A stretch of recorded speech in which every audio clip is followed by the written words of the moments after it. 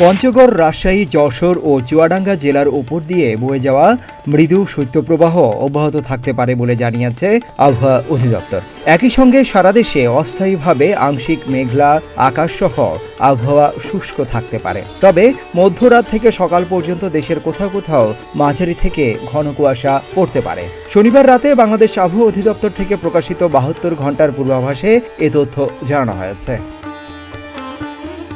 আবহাওয়ার সিনপটিক অবস্থায় বলা হয়েছে, উপমহাদেশীয় উচ্চচাপ বলয়ের বর্ধিতাংশ পশ্চিমবঙ্গ ও তৎসংলগ্ন এলাকায় অবস্থান করছে। মৌসুমের স্বাভাবিক লঘুচাপ দক্ষিণ বঙ্গোপসাগরে অবস্থান করছে, আর এর বর্ধিতাংশ উত্তর বঙ্গোপসাগর পর্যন্ত বিস্তৃত রয়েছে।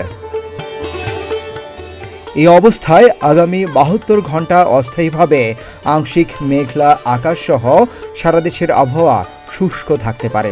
তবে মধ্যরাত থেকে সকাল পর্যন্ত দেশের কোথাও কোথাও মাঝারি থেকে ঘন কুয়াশা পড়তে পারে। এছাড়া পঞ্চগড়, রাজশাহী, যশোর ও চুয়াডাঙ্গা জেলার উপর দিয়ে মৃদু শৈত্যপ্রবাহ বয়ে যাচ্ছে এবং তা অব্যাহত থাকতে পারে। রোববার দিনের তাপমাত্রা সামান্য বাড়ার সম্ভাবনা থাকলেও এদিন সারা দেশে রাতের তাপমাত্রা সামান্য কমতে পারে।